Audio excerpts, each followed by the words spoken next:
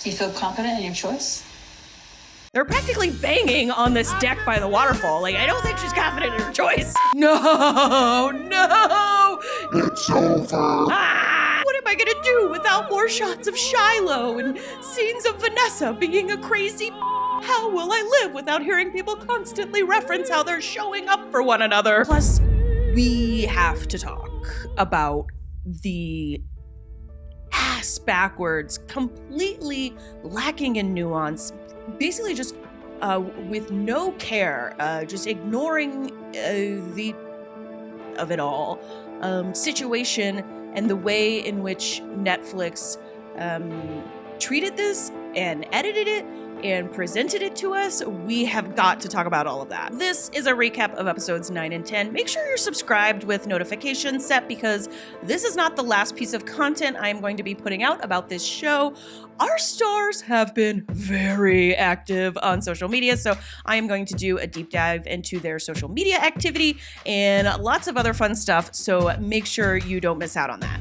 We start the finale right where we left off, with Mal and Yoli in a tropical paradise. And even though episode 8 already revealed that Mal was going to propose, I am still jaw to the floor that Mal is proposing marriage to Yoli. Seconds after this woman has just told you she's in love with somebody else, you are choosing to get down on one knee. You're hiking up your pants. You're doing you're holding, you are after this woman has just told you she's in love with somebody else. This is not, will you go get a hot dog with me? It's not, will you be my stepbrother's style best friend? This is a marriage proposal. But also, as far as marriage proposals go, is this, I'm sorry, does Mal even want to marry Yoli? Will you do life with me?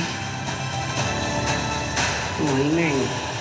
I know there's sun in Mal's eyes here, but not exactly the spitting image of happiness on the face here. Yoli wants to know what took so long, and it's like, Yoli, I know we're lesbians, but come on, 3 years is not that long. Maybe I'm biased because it took me and my wife 8 years. Now, at the start of this finale, I was wondering, why did they choose to put the only possible question mark as far as new trial couples forming? Why would they put that decision at the very top of the episode? And I wonder if they did that because this proposal ends up feeling a little anticlimactic. Will you marry me?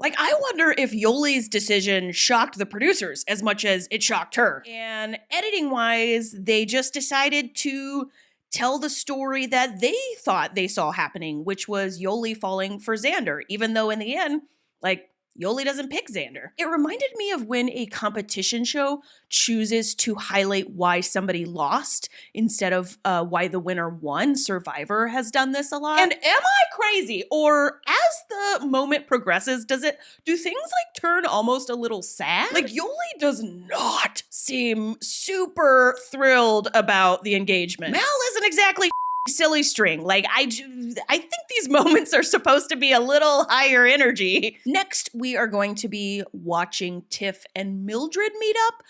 Having already seen the reunion, it is really weird talking about this proposal, but I'm gonna do it. They have probably the most breathtaking location out of everyone. Clearly producers knew what everybody was gonna do ahead of the time. So kind of interesting in hindsight that they chose the most, in my opinion, kind of, visually striking location for Tiff and Mildred's proposal. This is almost a repeat of how I felt with Mal and Yoli. Again, by the location and by everything we've been told with the edit, you sort of know that Tiff is going to propose to Mildred. Also, I don't know if y'all caught this, but I saw like a big ass fat ring box in Tiff's left butt cheek. So not a surprise. And yet, still shocking that I'm actually watching this happen. Still just completely blows my mind that they are going forward with this. The two of them essentially ignore every single thing that's gone down on the show. They say a bunch of sappy sweet and like they get engaged. Will you marry me? No! Yes. No! God, please, no! Yes. No! Now, outside of me and Natasha agreeing like this, none of this should have ever happened, I will say this proposal is the one that feels the most like a proposal. You got what you wanted. You. I mean, I wanted you. I'm so happy. The Mal proposal felt kind of like when you're a kid and your parents make you go hug the old person at church. And like you do it, but like you don't really want to do it. You're just doing it because your parents made you. I did notice a moment at the end when they're both doing a confessional where Tiff takes Mildred's hand and like simulates a slap in their face. And before I had ever watched the reunion, I was like, oh God, this couple's a disaster. It's just a lot of bad decisions are being made in this finale. We do not get a break. After two just weird engagements, we are headed to a third weird engagement. This time, Aussie will be portraying the role of person blinded by the sun. One weird note, I did catch that both Mal and Aussie were similarly like holding their partner's hands and the ring at the same time. And do we think that they like blocked this out with producers? Like the producers were like giving them stage directions on how to propose. It just seemed similar. The blocking of Aussie's proposal and Mal's seemed similar. Aussie gives Sam a rock.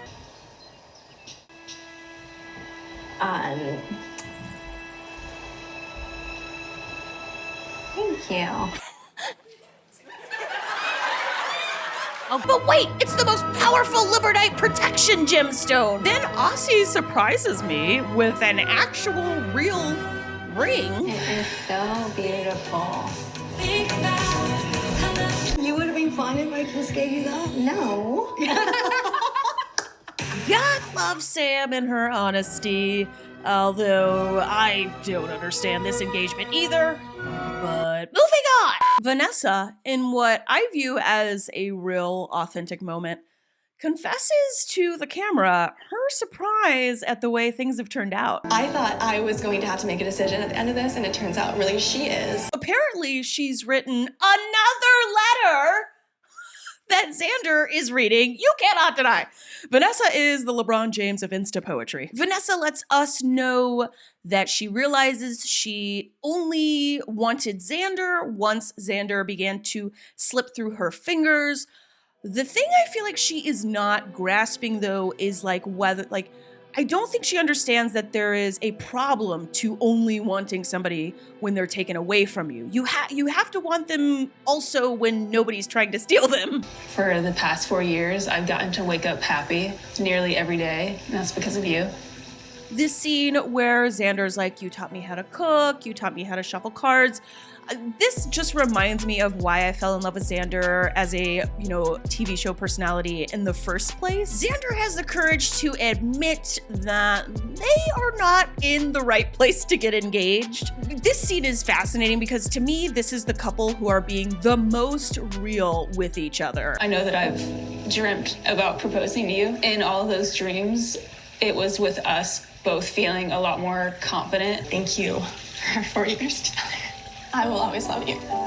You're the reason I know what love is.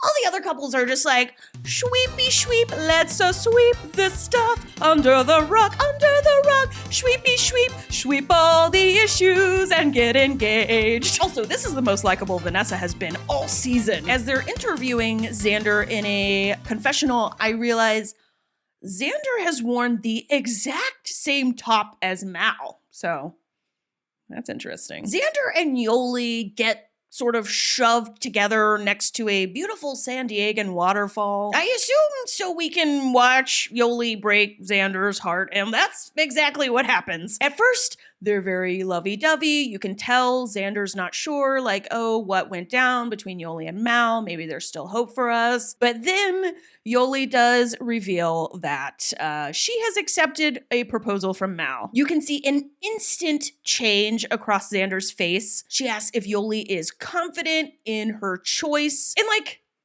clearly she's not. I mean, she's there at the waterfall with her hands all over Xander. They're practically banging on this deck by the waterfall. Like, I don't think she's confident in her choice.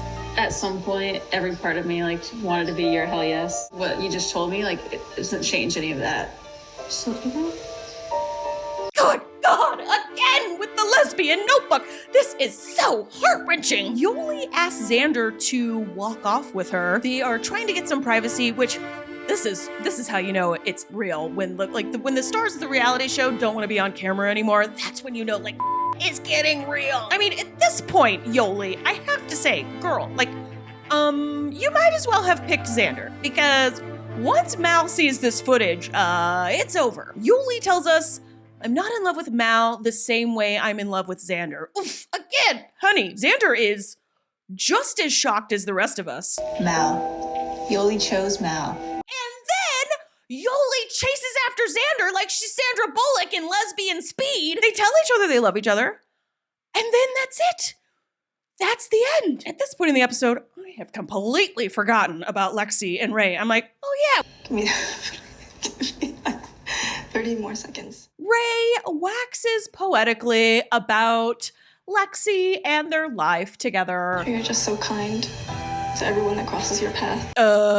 Maybe not everyone. Is there a reason why you Rey? What the did you come here for? I will never have to look that girl in the face, but somebody else will have to. I don't even want to say her name anymore. She's like Voldemort to me. Rey accepts the ultimatum. She does propose to Lexi, although blink and you might miss it. Lexi says yes, and they start making out. Very hot.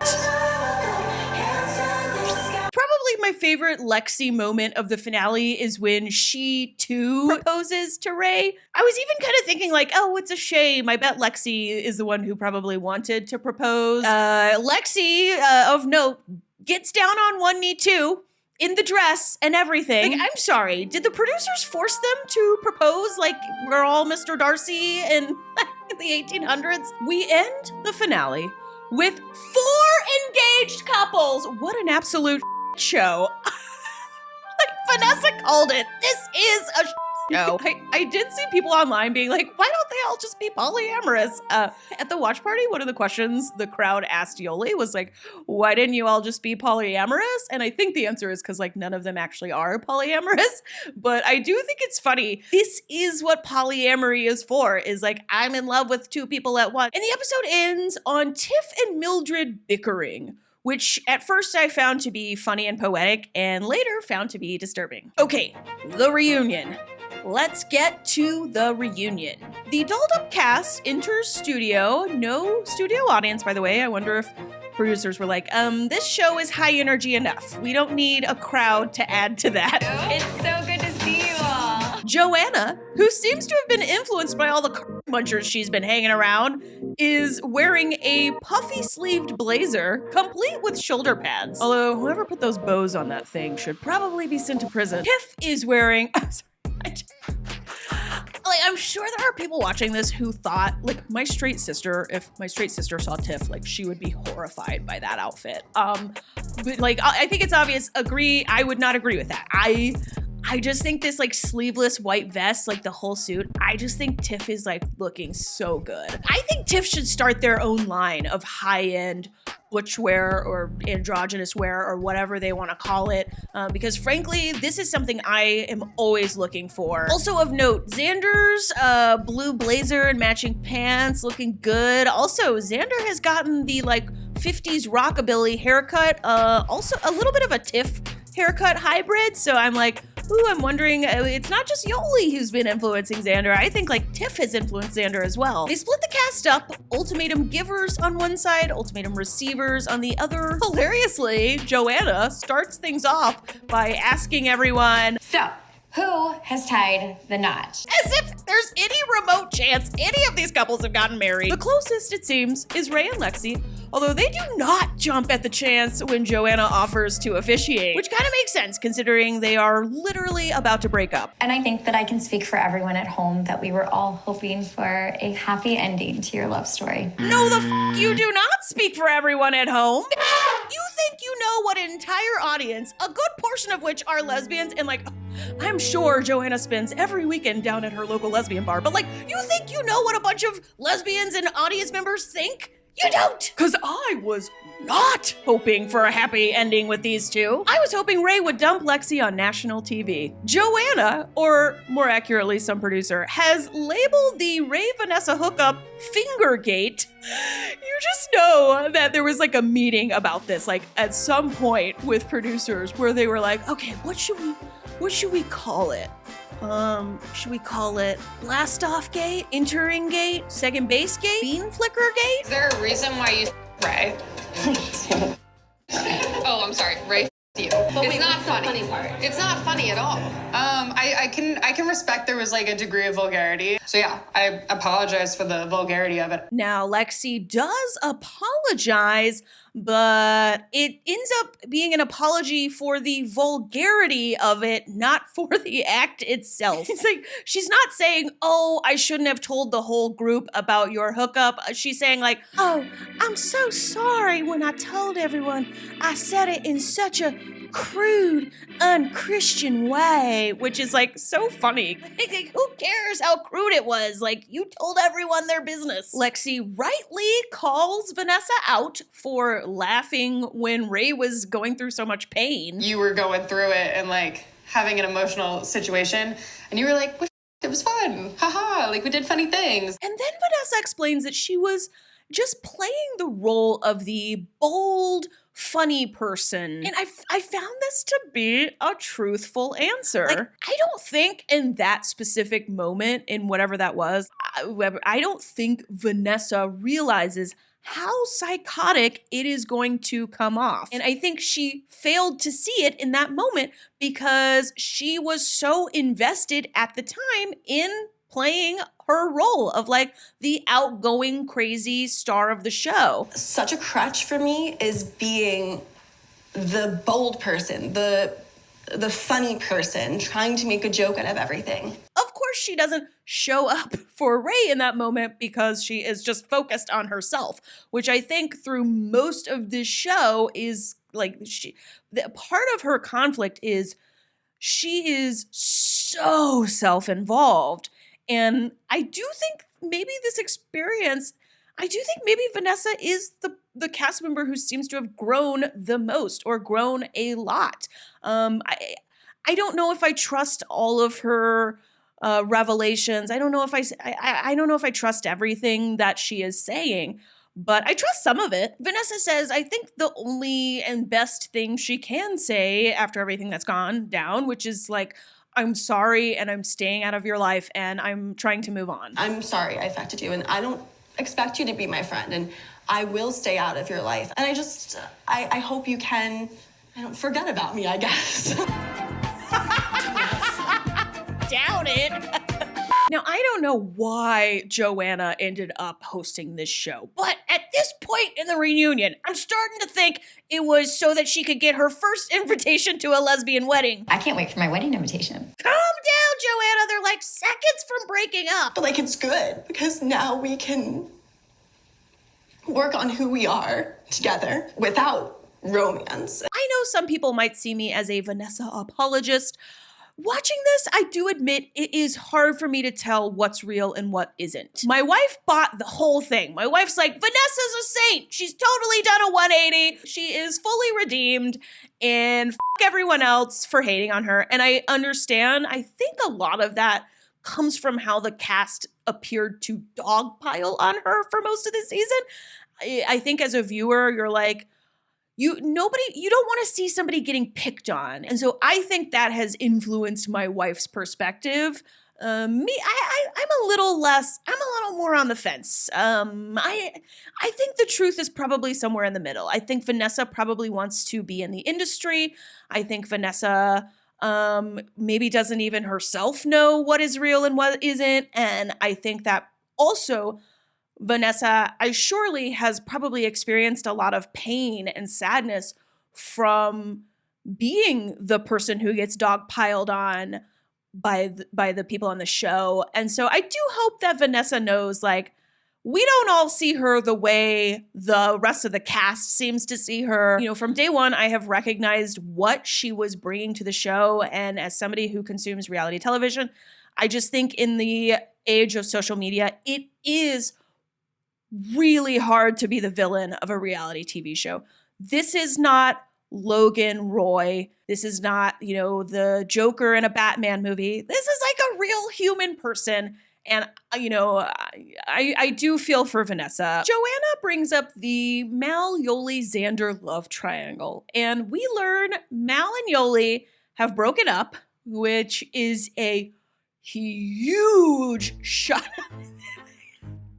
Duh.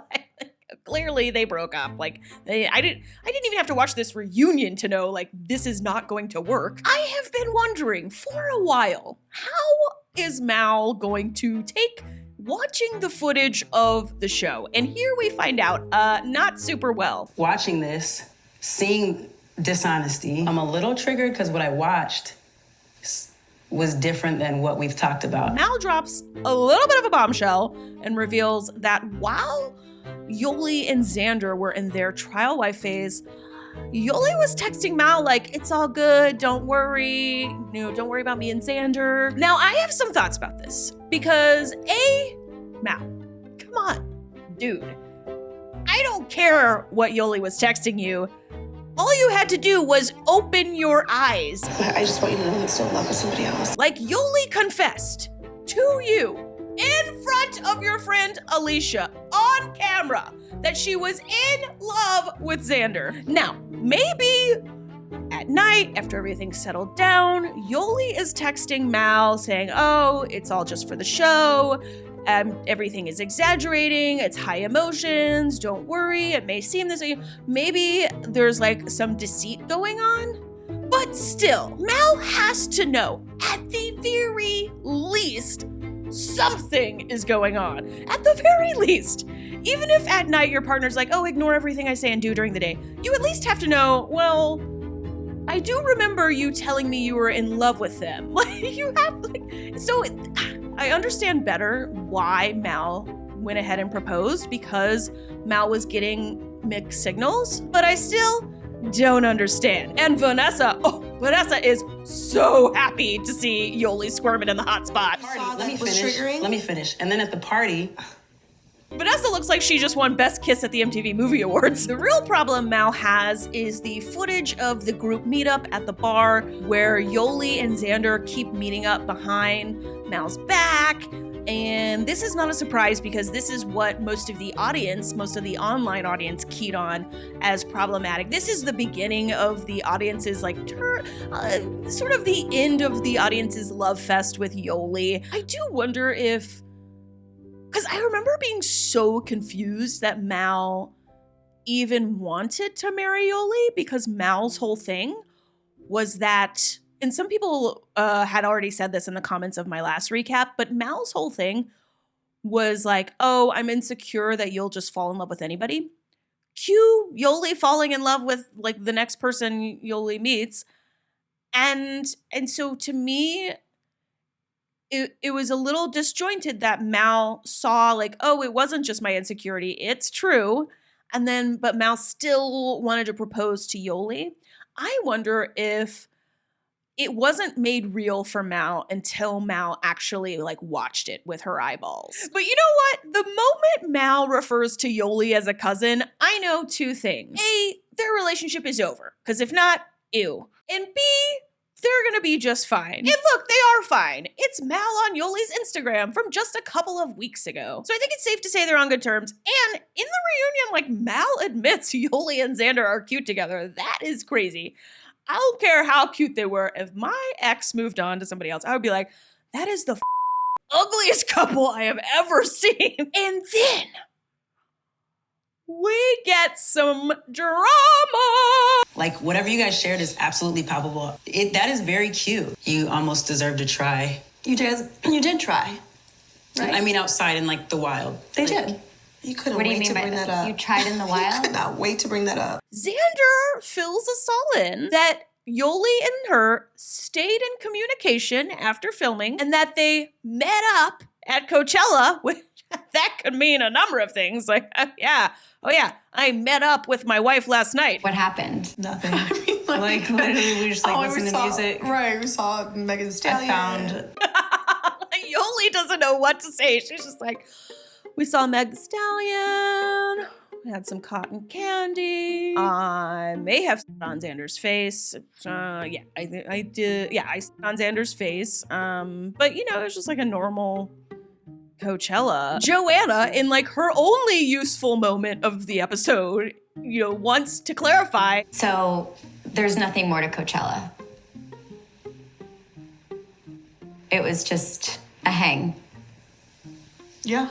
Oh, yeah, that was believable. Vanessa reveals things have continued to stay messy after filming because Vanessa and Xander went home to Hawaii and they were still living together while Xander was planning for Yoli to come out and visit. And then Yoli kind of shows herself a little here. Yoli makes it seem like, oh, this is just some lie Vanessa's made up. And when they put Xander on the spot, Xander backs Vanessa up. Yeah. Was I going to Hawaii? We had mentioned that you were going to try and come out at some point. Oh, okay. Yoli's like, right. That text about me coming. Oh, I forgot about that text. I don't have time to cover every single thing from the reunion. I do want to note quickly that it was an interesting conversation Joanna and Yoli have about Yoli wanting to be a mother. I do think that a lot of times, I especially for queer millennials and older, I think we are coming out of the closet later. We are experiencing our gay puberty where we sort of act like teenagers in our 20s or even, at an older age. And we don't have as much time to decide, do I want kids? Do I want to settle down? I myself, I'm literally experiencing it right now. And I do believe this is not something that's organic. I do believe the policing of our sexuality and our sexual orientation has contributed to some of us having that choice taken away. If you don't even realize you're gay until you're 45, ship sailed if you're a woman. So I did like that they included this segment in the show. Who let the dogs out? I loved the bit they did on the dogs that were in the show. I was very disappointed it wasn't longer. And then it is on the backs of this adorable dog segment that Mildred decides she is going to take it upon herself to say, let's go, Tiff, we're doing our thing now. When did Shallow have surgery? I just want to get the dates correct. We're not on speaking terms. You're not allowed in my life anymore, so... Wait, sorry. Joanna is like, back it up a little bit. Mildred reveals after their engagement, Tiff and her went home, moved in together. On top of them not planning a wedding, Mildred is beginning to be dissatisfied with their financial arrangements. This part of the reunion confused me. I have seen stuff online where both sides are kind of going back and forth. I think either way, it kind of doesn't matter because we are about to jump into some way more serious issues. We go straight from you didn't pull your weight to I was arrested. I was arrested. I threw a picture frame and I broke it and the glass shattered everywhere. And I threw a peg gate at you and it was really heavy. Yeah, I threw something at you. Turns out the arrest was due to a domestic disturbance. I had really wanted to have fun with the next part of this reunion because the edit really wants us to have fun with it. We hear about sex board games and, both of them are screaming about sex board games. And you're inclined to go into Jerry Springer mode and be like, yeah, and pick a side and laugh and, kind of the way this, most of the show has successfully gone this way where they're putting this insane content in front of you and you're just like, ah. At this point though, the show sort of goes off the rails for me because Joanna, the host, through, I think, seemingly her own maybe ignorance about the situation or just not knowing what to do about it, essentially gives Mildred the upper hand here. Because I have them in my... Are you I have them. I don't care what it's called. At the end of the day, I just really hope that you just let me everything. talk, because every time you talk, it just like makes this like ear, like it just hurts my ear. And Tiff runs off the stage. We see Sam run off and, try to comfort them. So I think we need to talk about this seriously. We cannot pretend gender has not affected the way this was treated. I'm used to seeing cis straight men being like taken to task for domestic violence. What I'm not used to is seeing a beautiful femme woman being treated that way. So it took me a while to process what I had just watched. Another important thing I noticed was that several of the cast members appear to take Mildred's side, or at the very least be sympathetic to Mildred. Yoli, who I have been posting short clips of and raving about all over social media, asks Mildred if she's thirsty. We learn that Mildred has been arrested, and the response is like, oh, sweetie, do you have a dry mouth? And I'm not saying if you get a DV charge, like, you should be dehydrated, but I can't not notice this. I have to say, if Mildred is a man, I do not see Yoli asking, hey, are you thirsty? Do you want some water? I want to be clear, though. None of these opinions I'm giving, I don't want any of that to be used as like, oh, go harass Mildred. I was not there. I do not know what went down. All I know is like somebody was arrested and that somebody was Mildred. But I cannot ignore the way the show treated this. I don't think it was right to Tiff. I feel bad for Tiff, especially after all of these cast members put so much into this show. They are so vulnerable on camera. They are giving their lives up. They are letting us see them in their, at their worst, when they're angry, when they're tired, when they've probably had too much to drink towards the beginning of the show. For me, as a fan of this show, as somebody who has been so invested in this show, I was very disappointed how Netflix specifically handled this Tiff and Mildred reunion. As many people pointed out, not so much as a trigger warning, not so much as a here's a hotline number if you are experiencing anything, which has like kind of become the norm. I think the message sent here is that Netflix don't give a shit. They do not give a like, that is the message received. And sadly, it's nothing new. I have felt that before I'm a big fan of MTV The Challenge. Lately, the show, they just like don't care about their health. They'll just kill them. They don't care. It's nothing new. It's been going on for a long time. But I do think it needs to change. And I am so disappointed in the way Netflix handled this. One final note on this very heavy part of the reunion, which I think this is what people are going to remember about this show. Like, I would have before said like, oh, they're going to remember the Yoli, Xander, Mal love triangle. Like, I don't know. Like, I wonder if this is what people are going to remember about the show. I do want to say that Tiff has a LGBTQ centered podcast called Fweebs. I am going to link it in the description. I think everybody should check that out if you are interested in Tiff's perspective and some additional information about the show. Joanna brushes right past that domestic incident. And are you dating or? I love love and I believe in love. So I know that day is gonna come. It's just not here yet. I love that. Oh, yes.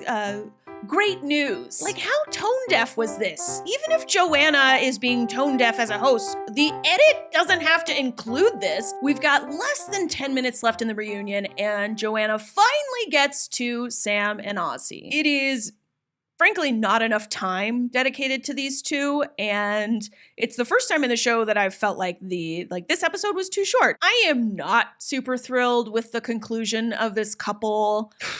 Well, mostly because after the second set of episodes, I was like, oh, I think Aussie needs to get help and Aussie needs to be alone. What are you going to do? It's their decision. If they're happy and as long as they are treating each other with respect, more power to you. The screen fades to black and thank God we get another update. It's the update. Turns out Lexi and Rey have broken up! I did get my happy ending!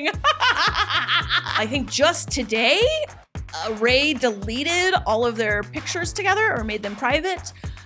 So this drama continues to unfold with Lexi and Rey. Lexi, by the way, has moved on and is dating somebody new. I do think it's kind of funny how Lexi just crushing Rey with like shame and guilt. And they break up and Lexi has appeared to move on like very quickly. So I just think it's kind of funny. I have to admit, I was wrong. I didn't think any of these couples would be still together, and one is Sam and Aussie. So for now, I'm wrong. Make sure you subscribe and click the notifications bell. I am super excited to look into their social media. We have a lot of social media activity going on since the show has ended. So excited to get into that. Make sure you are subscribed so you don't miss out. Thank you to the patrons, and also hello to anyone new to this channel because of this show. I am Amanda, and I make recaps and reaction videos. All right, I will see you next time. Trying to give a voice to all the queers.